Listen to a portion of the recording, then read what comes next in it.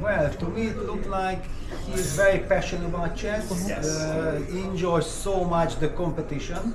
Yeah, he's also was so much looking forward to this nerve-wracking tiebreak. Yeah? Normally, tiebreak is always considered between the players that, oh, now we have to decide in a tiebreak, there is some uneasy feeling. But in this case, he was very much looking forward to it. Yeah?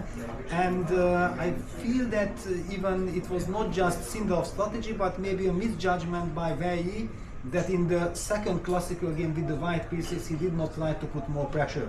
Yeah, he kind of willingly entered the territory, let's play tiebreak, which turned out that it was the territory of Sindarov, who was so much looking forward to it. He was revealing in the post-match interview, in the winning speech, that he even had ideas for the blitz game prepared, specially, and also in all the games he was putting pressure on the clock. His opening directions, strategies, ideas were coming to the board, which always gives a very good feeling, because you only have 15 minutes time. If you build up a 5 minutes time advantage and the position is complicated and you feel like you will have the chance to put pressure on the opponent, then you will always get a chance. Yeah. And this final second game during the broadcast, I was calling out so many times that, okay guys, yeah, find the repetition, yeah, make a draw, because I sense that if the game continues, it will inevitably lead to a result, because the structure was so unbalanced and things got out of control. It was back and forth because Wei was backing the game, but was already too low on the clock in order to benefit from the switch-off situation, and then suddenly Sindarov managed this first rank attack, targeted White's king, and then this g4 was practically a very big mistake, because then this bishop e7 and then queen e7, queen h4, the empty square on h4 was available.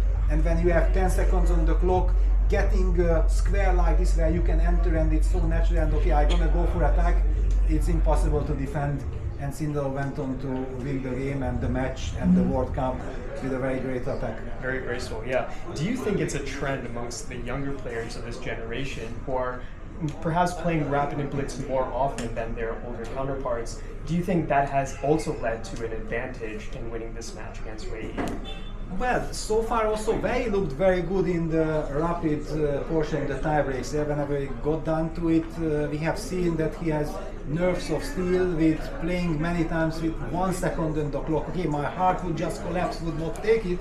And how many times he was coming back, the way how he drove poor Andrei Yesipenko crazy in the semi-final by also making the saving move 93 with 1 second on the clock, and then Andrei blundered the rook. I'm pretty sure that if you give Wei 1 minute on the clock, Yesipenko would have never ever blundered the rook. Yeah, it was all together this situation. Yeah, so there is also a lot of destiny and so deciding the fate of the tiebreaks, because we could have very easily have Yesipenko facing Sindarov in the finals, but it worked out as worked out. I think Wei is very happy and relieved that he already had the candidate spot guaranteed, which was the absolute main target, I believe, coming to the World Cup of every player.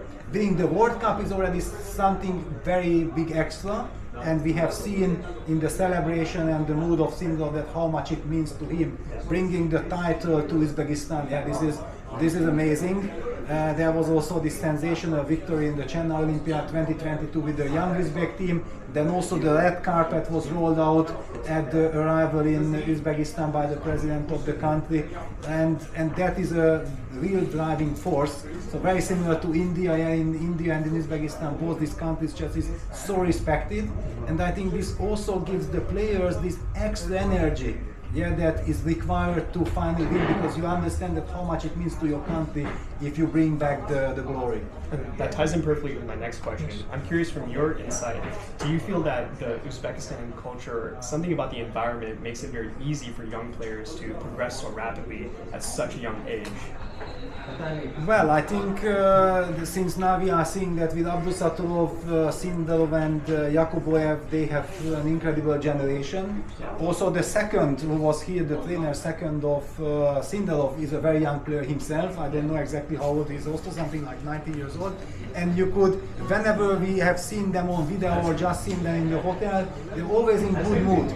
And this is also so essential that you have a partner with you who is helping you to prepare the lines, but also you are able to spend with this person lovely time, yeah, because it's not just chess that decides a 1 month marathon World Cup, yeah, but the chemistry with your surrounding, yeah, that you are feeling never lonely, you always have the energy and you are looking forward to the next challenges, and it was very nice to see. And Uzbekistan clearly is creating a generation of stars. Probably there are already many very young 10, 12-year-old players whom I don't know yet, who are already very strong, and in 5-6 years will be making their mark on the top chess.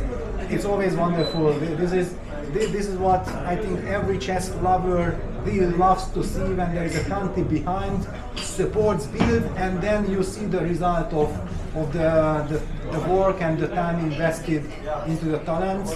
And that should also encourage more and more countries to do the same in order to be able to compete. The results are there. Last question. I'm curious, did you notice any evolution between Wei Yi and Sindoro throughout the tournament, starting from round 1 all the way to the finals? Did you notice any evolution in their style of play? No, I think that both of them were successful because they were sticking to their game plan, to their way of treating chess. Yeah, that in Sindorov you could always feel the energy, yeah, the joy and everything. He was always moving in his seat. I could tell like the excitement is there. Yes. Whereas Wei, you just seemed a little more calm. But in post interviews, Wei often mentioned that he was so nervous during the games. Oh, of course. Whereas I feel with Sindoro, he was nervous, but he was able to kind of expel some of that when he was on the board.